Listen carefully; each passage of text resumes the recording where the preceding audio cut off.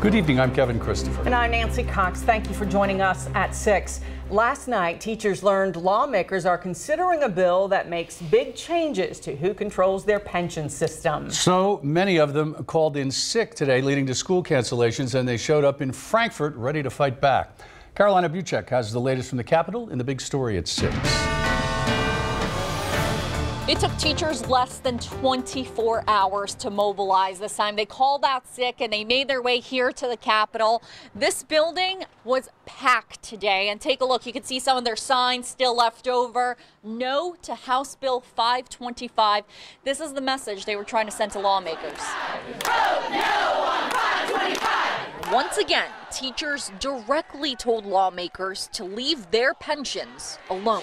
Our board, our pensions. This time, the bill they're fighting, House Bill 525, doesn't directly change teachers' pensions, but it does change who oversees them. The bill will change the nomination process for the Teachers Retirement System Board of Trustees. Teachers say it would essentially take power away from them and give it to people like the governor. So teacher groups believe this bill is a sneaky move, and that's why they got to Frankfort quickly. We still showed up, and you know why? Because we see them. We see every single one of them. We're watching. We won't be fooled again, like I said. And the reason why we were fooled last time is because we trusted them. Guess what? That trust is gone. The lawmaker sponsoring the bill disagrees on the intent of it. He accused the Kentucky Education Association of trying to keep majority control. We're not seeking to change necessarily control of the board. What we're seeking to change is the process by which board members are selected. Of course, the big question is, will they be back here tomorrow? We'll have to see. Covering the news in Frankfort from the LEX Mobile Newsroom, back to you. Well, teachers who showed up to Frankfort today say it wasn't just House Bill 525 that made them want to speak up. Many teachers told us they feel the bill is part of a trend. Catherine Collins continues our big story team coverage. It's not what they wanted to do today. Teachers tell me they'd much rather have been in the classroom than here in Frankfort. But they tell me House Bill 525 is just another example of lawmakers making them feel their work isn't valued. School districts across Kentucky were closed today because so many teachers called in sick so they could be here in Frankfort. Teachers chanted no 525 as they waited in line to get inside the Capitol building. They tell me they feel yet again a bill that would negatively impact pensions is being considered. Some teachers told me they've protested legislation several times. And it's not just this bill, it's years of feeling unappreciated that brought them here today. They tell me they want to feel a sense of security in their pensions, and they just don't feel that right now. We have to protect our pensions. We have to protect public education. It's not just about teachers, it's about the kids. It's about all the other positions that are publicly held positions. And teachers tell me they plan to keep showing up to hearings like this one, or bills that impact them are being discussed. Covering the news in Frankfort from the LEX 18 Mobile Newsroom. Back to you. In 2017, police say a Lexington man fired dozens of rounds at a home, hitting and paralyzing a 12-year-old girl who was celebrating her birthday with a sleepover. Well, tonight, Carlos Jenkins' fate is in the hands of a jury. Michael Burke is waiting for the verdict to come down. He joins us down at the courthouse live with the latest. Michael? Well, Kevin, Nancy, here's the deal. We have been told that it's possible that deliberations have just concluded and that the jury has a verdict in this case. They spent about 4.5 hours deliberating after hearing about 4 different witnesses speak this morning and then closing arguments, which lasted for about 2 hours. The Commonwealth used a slideshow to depict the injuries that Amaya Catching sustained on that June night in 2017 when gunfire left her paralyzed, as you mentioned. The defense team for Carlos Jenkins then tried to convince the jury that a plea deal with the state by DeAndre Stokes, a friend of Jenkins who has a criminal history, is what led the Commonwealth to charging Jenkins with assault and wanton endangerment. No one else saw the shooting. So DeAndre could kind of give a narrative that suited him best. And blaming Mr. Jenkins was what suited him best. Amaya Catching is permanently paralyzed. She has a T5 complete spinal injury. No sensation at all. And we're back live on the courthouse square, and LEX 18's Connor McHugh just sent me a text saying there is in fact a verdict, so jury deliberations have concluded.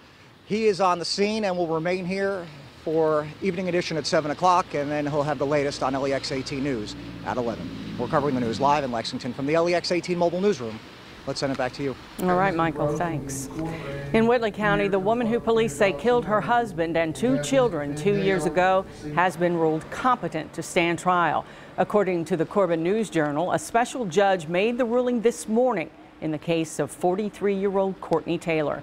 Taylor is accused of shooting her 56-year-old husband, Larry, and 2 daughters, 13-year-old Jolie and 18-year-old Jessie. Police shot her twice when they say she pointed a gun at them when they came to investigate at the scene. Today, the judge also set a trial date for March 2nd of 2020, and that trial is expected to last about a month. Prosecutors are seeking the death penalty. Well, you can go so far as to say that that's just a pretty icky picture out there. It's cloudy, gray, wet. We've got light rain. It's cold. All those things that you just love on the final day of February. You are looking now at a MaxTrack Live Doppler, which shows rain around. The heaviest of the rain is now pushing through eastern Kentucky, but also rain across the south as well. Still running from just south of Somerset around Burnside up through Lilly and London. Corbin, you're getting rain. Manchester, Mount Vernon, McKee, all seeing light to at times moderate rain. It's raining in Lexington. It's raining in Winchester. Harrisburg's got some light rain. So does Versailles, Owensville, Moorhead. You can see the heavier rain out toward West Liberty at this point. By the time you get into northern Kentucky, little bit of sleet falling as far south now it looks like it's Grant County. So we'll continue through this evening. Again, the rain mix line is still north of I-64 as it's coming to an end. That's where it should remain. As we continue then through the overnight hours, it's just cloudy, but it stays cold, kind of a dampish feel out there. Your day tomorrow will also feature a lot of clouds around and not much else. Pretty good spring in temperature, still low 50s southeast, mid 40s London and Somerset, 35 right now in Lexington. Cold winds. We'll talk about that in a minute. All right, Bill, see you then.